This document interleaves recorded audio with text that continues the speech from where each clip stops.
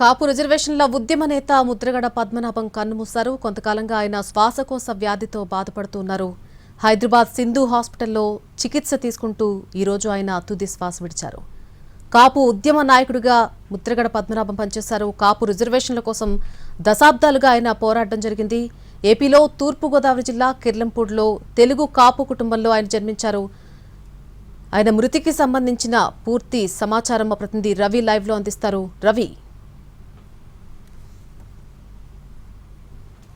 నల్లి సింధు ఆసుపత్రిలో చికిత్స పొందుతున్నటువంటి ముద్రగడ పద్మనాభం కొంతసేపు క్రితమే చనిపోయారు. ఆ విషయం తెలుసుకున్నటువంటి చాలా మంది కాపు నేతలు కానీ లేకపోతే స్థానికంగా హైదరాబాద్లో అవైలబుల్లో ఉన్న వైసీపీ నేతలు ఇక్కడికి చేరుకుంటున్నారు. కొంతమంది ఫ్యామిలీ మెంబర్స్ కూడా ఇక్కడికి చేరుకుంటున్నారు. లోపలికి ఎవరిని ప్రస్తుతానికైతే అనుమతించట్లేదు. ప్రస్తుతం 3rd ఫ్లోర్లో ఉన్నట్టుగా తెలుస్తుంది. కిందకు షిఫ్ట్ చేసిన తర్వాత ఎవరినైనా అనుమతిస్తామని చెప్తున్నారు.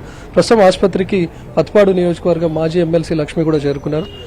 మేడం, తను ఏ పార్టీలో ఉన్నా, అధికార పార్టీలో ఉన్నా కూడా కాపు రిజర్వేషన్లపైనే తన గలాన్ని వినిపించేవారు. తునిలో జరిగినటువంటి ఘటనతో ఏకంగా దేశవ్యాప్తంగా కాపు రిజర్వేషన్ల అంశాన్ని తీసుకొని వెళ్లారు.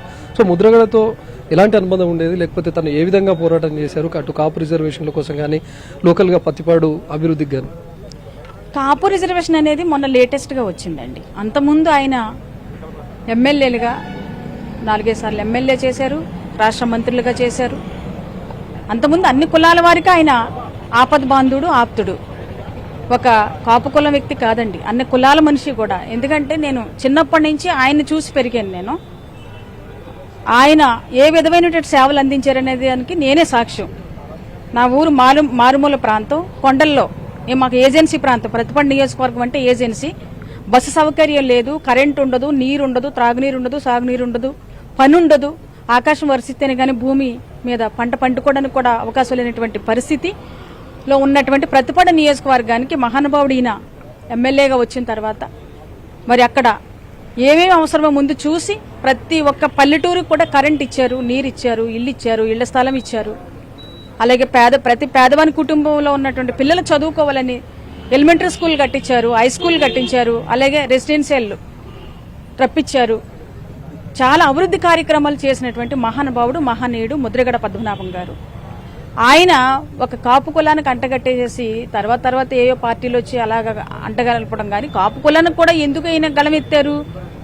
ఏదైతే అప్పుడు గవర్నమెంట్ ఉందో ఆ తెలుగుదేశం ప్రభుత్వం నుంచి మరి కాపులకి రిజర్వేషన్ ఇస్తానని 5% ఇవ్వడం అనేది చెయ్యాలనేటువంటి ఒక ఆలోచనలు ఎప్పుడైతే అప్పుడు గవర్నమెంట్ ఉందో దానికి వ్యతిరేకంగా కాపులకు రిజర్వేషన్ ఇస్తానని మాట ఇచ్చావు, ఎలక్షన్ ప్రామిస్ మీరు చెయ్యండి అని ఈయన కూర్చోవడం కానీ ఎలాంటి ఒక కాపు కులానికి మాత్రం ఆయన కాదు.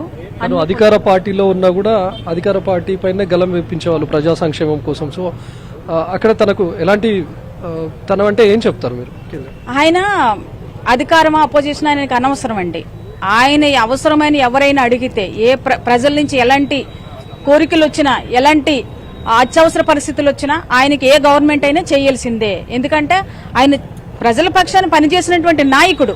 ఈ రోజు ప్రజలకు ఇస్తారన్న హామీలు మీరు నెరవేర్చకపోతే నేను ఊరుకునేది లేదని ఆయన నడి రోడ్డు మీదకి వచ్చి ఆ పథకాలను సంక్షేమం అందించే వరకు నిద్రపోయేటువంటి వ్యక్తి కాదు. ఎందుకంటే ఆయన అధికారంలో ఉన్నప్పటికీ కూడా నిలదీసి నిగ్గుదేల్చి పని చేయించేటువంటి రకం. అదే పౌరుషంతో ఇప్పటి వరకు కూడా ఆయన ఉన్నారు. అదే పౌరుషంతో మాజీ మంత్రి వర్యులు, మరి ముఖ్యమంత్రి వర్యులు మా జగన్మోహన్ రెడ్డి అన్నగారికి కూడా అలాగే ఆయన సహకరిస్తూ వచ్చారు ఇప్పటి వరకు. అలాగే మా జగనన్న కూడా ఇప్పుడు పద్మనాభం గారికి ఇప్పటి వరకు కూడా చాలా రకాలుగా, అన్ని రకాలుగా కూడా అన్న జగనన్న వెంటే ఉన్నారు, ఆ కుటుంబంతోనే ఉన్నారు. అలాగే మా ఇన్ఛార్జి వర్యులు గిరిబాబు గారు ఆయనతోనే ఉంటారు. జగనన్న ఎప్పటికి కూడా కుటుంబాన్ని మరి అన్ని చూసుకునేలాగా జగనన్న ఈరోజు హామీ ఇచ్చి ఇప్పటి వరకు కూడా ఉన్నారు, ఇప్పటి నుంచి కూడా ఉంటారు. ఆ కుటుంబాన్ని మాత్రం వదలరు. మేడం, ప్రస్తుతం లోపలికి వెళ్ళడానికి ట్రై చేసి ఏం చెప్తున్నారు ఆసుపత్రి సిబ్బంది? లోపల ఎవరు ఉన్నారు? సారే ఉన్నారు, మా గిరిబాబు గారే ఉన్నారు. వారు కుమారుడు ఇన్ఛార్జి వర్యులు, ప్రతిపాడు ఇన్ఛార్జి వర్యులు ఇప్పుడు ఆయనే ఉన్నారు. తర్వాత ఫ్యామిలీ ఉన్నారు. ఇప్పుడు మేము అడుగుతున్నాము లోపల పంపించమని. వీళ్ళేమో పర్మిషన్ తీసుకొని చెప్తామంటున్నారు. పర్మిషన్ ఇవ్వగానే మేము లోపలికి వెళ్తాం. స్థానికంగా ఉండే నేతలే కాకుండా ముద్రగడను చిన్నప్పటి నుంచి చూసినటువంటి వ్యక్తులు కానీ లేకపోతే అక్కడ కాకినాడ జిల్లాకు సంబంధించినటువంటి వ్యక్తులు చాలామంది ఆ విషయం తెలుసుకున్న వెంటనే సింధు ఆసుపత్రికి చేరుకుంటున్నారు. ఇక్కడ ఆసుపత్రి దగ్గరకు వచ్చి లోపలికి వెళ్తాం, మా నేతను కడసారిగా చూసుకునే అవకాశం ఇవ్వండి అని చెప్పి ఆసుపత్రి సిబ్బందిని అడగడానికి మనం చూస్తున్నాం. కానీ ప్రస్తుతానికైతే ఎవరిని లోపలికి అనుమతించట్లేదు. ఈవెన్ లోపల ఎవరైనా ఇన్పేషెంట్ ఉన్నా అక్కడ ఉన్నటువంటి వాళ్ళని సంప్రదించి వాళ్ళు మీ వాళ్ళు అయితేనే లోపలికి అనుమతించాలి అంటేనే వస్తున్నారు. బయట ఉన్నటువంటి వాళ్ళు కొంతమంది వాళ్ళ సంబంధించినటువంటి బంధువులు కూడా ఇక్కడికి చేరుకుంటున్నారు. మరోవైపు స్థానికంగా అవైలబుల్లో ఉన్నటువంటి కాపు సంఘాల నేతలు కానీ లేకపోతే ఇక్కడ హైదరాబాద్లో ఉంటున్నటువంటి వైసీపీ నేతలు ఎవరన్నా ఉన్నా కూడా ఇక్కడికి ఆసుపత్రికి చేరుకుంటున్నారు. ఇప్పటివరకు ఆసుపత్రి సిబ్బంది చెప్తున్నటువంటి ప్రకారం 3rd ఫ్లోర్ నుంచి కాసేపట్లో కిందికి షిఫ్ట్ చేస్తామని చెప్తున్నారు. మరోవైపు తెలంగాణ ప్రస్తుతం ఉన్నటువంటి మంత్రులు కొంతమంది ఇక్కడికి వచ్చే అవకాశం ఉంది, వాళ్ళకు ఉన్నటువంటి సమాచారం అని చెప్తున్నారు. అందుకే సెక్యూరిటీని టైట్ చేశాము, ఎవరిని అనుమతించట్లేదని చెప్తున్నారు. మరోవైపు స్థానికంగా ఆంధ్రప్రదేశ్కు సంబంధించినటువంటి కొంతమంది నేతలు హైదరాబాద్లో అవైలబుల్లో ఉన్నటువంటి వాళ్ళు కూడా ఇక్కడికి వచ్చే అవకాశం ఉంది అని చెప్తున్నారు. సో ఇప్పటివరకు అయితే చూడొచ్చు ఇక్కడికి వచ్చినటువంటి వాళ్ళలో కాకినాడకు సంబంధించినటువంటి కొంతమంది నేతలు కానీ లేకపోతే ఇక్కడ కాకినాడ ప్రాంతానికి సంబంధించి హైదరాబాద్లో ఉంటున్నటువంటి వాళ్ళు ఇమ్మీడియట్గా ఇలా జరిగింది అని తెలియగానే ఇక్కడికి వచ్చారు.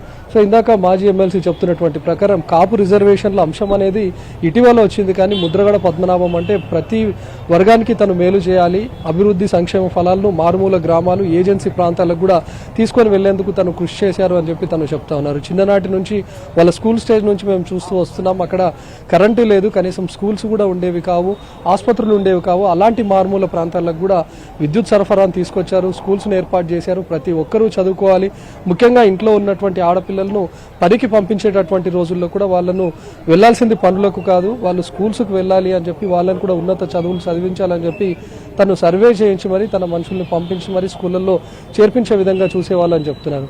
ఏజెన్సీ ప్రాంతాలు అంటేనే ఇక్కడ ఎలాంటి సౌకర్యాలు ఉండవు, కనీస వసతులు కూడా ఉండనటువంటి మారుమూల ఏజెన్సీ ప్రాంతాలకు కూడా ఎంతో అభివృద్ధి చేశారు ముద్రగడ అని చెప్పి తను చేసినటువంటి సేవలను తలుచుకుంటున్నారు. గతంలో తను పనిచేసినట్టు 4 సార్లు ఎమ్మెల్యే కానీ 2 సార్లు మంత్రిగా పనిచేసినప్పుడు అధికార పార్టీని కూడా ఎదిరించి సమస్యలను మీరు పరిష్కరించకపోతే నేను ఈ పార్టీలో ఉండి లాభం ఏంటి అని చెప్పి కూడా పోరాడేటటువంటి వాళ్ళని చెప్పి తన సేవలను కూడా గుర్తించుకుంటున్నారు.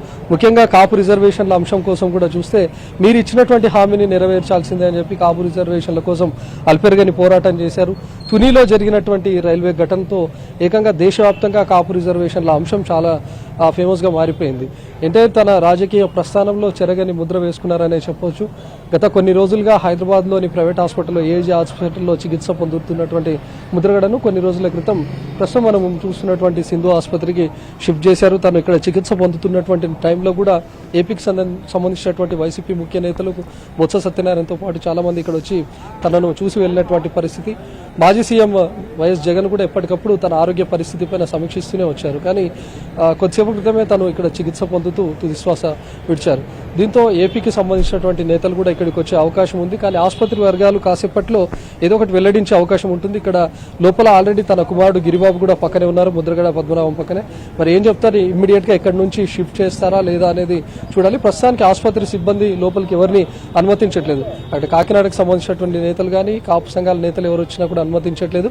లోపల నుంచి వాళ్ళు చెప్తున్నటువంటి సమాచారం ప్రకారం కాసేపట్లో తనను కిందికి షిఫ్ట్ చేసిన తర్వాత మరి అక్కడికి ఏపీకి తీసుకొని వెళ్తారా తరలిస్తారనేది చూడాలి. ఇవాళకే కాదు, చరిత్రలో ఎప్పటికీ నిలిచిపోతాయి. ఈ సందర్భంగా ఎప్పటికీ తెలుగువారి గుండెల్లో ఆయన ఒక విలక్షణమైన నాయకుడిగా ఉండిపోతారని చెప్తూ ఉన్నాం.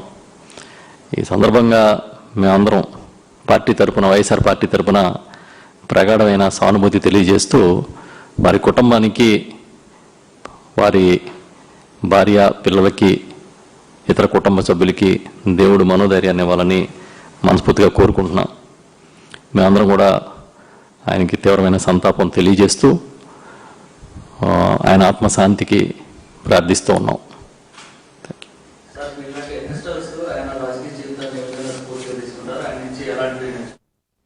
కాపు రిజర్వేషన్ల ఉద్యమ నేత ముద్రగడ పద్మనాభం కన్నుమూశారు. కొంతకాలంగా శ్వాసకోశ వ్యాధితో బాధపడుతున్న ముద్రగడ పద్మనాభం హైదరాబాద్ సింధు హాస్పిటల్లో చికిత్స పొందుతూ తుది శ్వాస విడిచారు. కాపు ఉద్యమ నాయకుడు ముద్రగడ పద్మనాభం కాపు రిజర్వేషన్ల కోసం దశాబ్దాలుగా పోరాడారు. ఆంధ్రప్రదేశ్లోని తూర్పుగోదావరి జిల్లా కిర్లంపూడిలో తెలుగు కాపు కుటుంబంలో జన్మించారు ముద్రగడ పద్మనాభం. ఆయన తండ్రి పేరు వీరరాఘవరావు. పద్మనాభం పాఠశాల విద్య స్వగ్రామంలోనే సాగింది. ముద్రగడది రాజకీయ కుటుంబం. ముద్రగడ తాత పద్మనాభం మున్సబ్, తండ్రి వీరరాఘవరావు రాజకీయాల్లో యాక్టివ్గా పనిచేశారు. తండ్రి వీరరాఘవరావు 1962, 1967లో రెండుసార్లు ప్రత్తిపాడులో స్వతంత్ర ఎమ్మెల్యేగా ఎన్నికయ్యారు. మాజీ భారత రాష్ట్రపతి నీలం సంజీవరెడ్డికి అభిమాన పాత్రుడైన ముద్రగడ వీరరాఘవరావు 1977లో చనిపోయారు. అయితే అప్పుడే పాలిటిక్స్లోకి రావాలని నీలం సంజీవరెడ్డి ముద్రగడ పద్మనాభంకు సూచించారు. నీలం సంజీవరెడ్డి పిలుపు మేరకు ముద్రగడ పద్మనాభం రాజకీయ ప్రస్థానం మొదలైంది. 1978లో తొలిసారి అసెంబ్లీ ఎన్నికల్లో పోటీ చేశారు.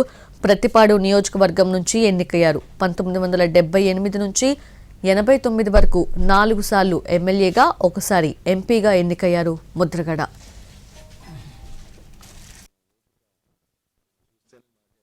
ఒక ఆయనకి తప్పకుండా రోల్ మోడల్ అవుతారు తప్పకుండా మాలాంటి నాయకులకి. Thank you. మేమిద్దరం కూడా ఒక విషయాన్ని ఈ సందర్భంగా చెప్పాలనుకుంటున్నాం. అంటే పద్మనాభం గారు లాంటి విలక్షణ